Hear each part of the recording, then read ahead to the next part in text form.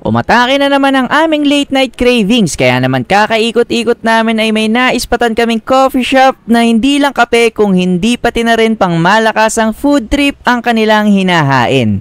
Ito nga yung Coffee Way na naispatan natin sa 1768 Yangko Street, Corner Esguera, Tondo, Manila.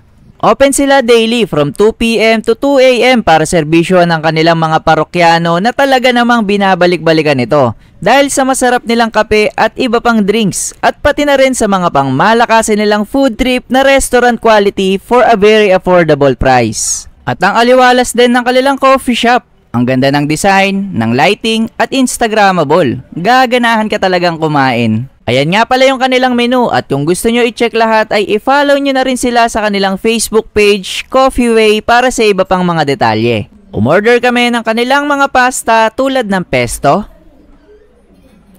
at carbonara na 95 pesos na ang generous ng serving. Tapos yung kanilang breakfast platter na merong bread, hash brown, ham, bacon, Hungarian sausage at egg for 145 pesos. Kung gusto nyo naman mag-rice ay pwede rin palitan ng rice instead of bread.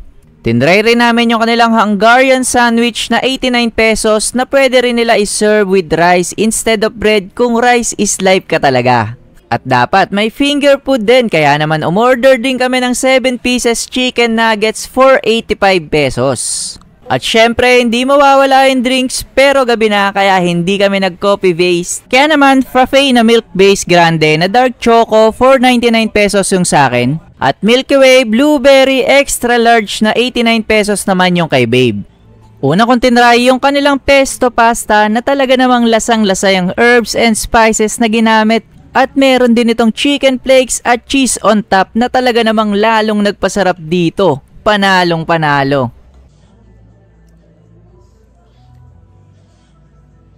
Tapos tinry ko rin yung carbonara ni babe na grabe, sobrang creamy and cheesy na lalong pinasarap dahil may bacon, ham, and mushroom. Halos ubusin ko na nga kaya inawat na ako ni babe dahil baka maubusan siya. Panalo rin talaga tong chicken nuggets nila, ang crispy ng breading tapos ang lambot at malasa yung chicken sa loob. Solid kaya nagustuhan ko rin talaga. Try nyo rin to mga tol pagka pumunta kayo dito.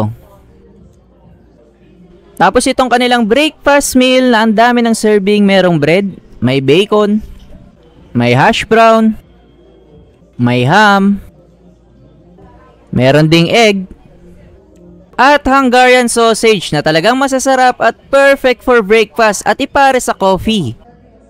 Itong dark choco frappe nila talagang nagustuhan ko, tama lang ang tamis and creamy. Kung di nyo trip magkape, try nyo to. At ito naman kanilang Hungarian sandwich, goods na goods din. Ang sarap ng Hungarian sausage na gamit nila at ang daming gulay and mustard. Panalo to. Overall experience, talaga namang nagustuhan namin lahat ng pagkain na natry namin dahil sa quality yung lasa na kaya makipagsabayan sa mga restaurant. At lalo na yung mga drinks nila, panalong panalo talaga. Kaya naman pala dinarayo rin itong Coffee Way na nakikita ko lang noon sa kanilang page. Props din sa magandang design ng coffee shop nila na nakakagana kumain at ang gaan ng vibe. At dahil dyan, itong Coffee Way ay talaga namang goods na goods.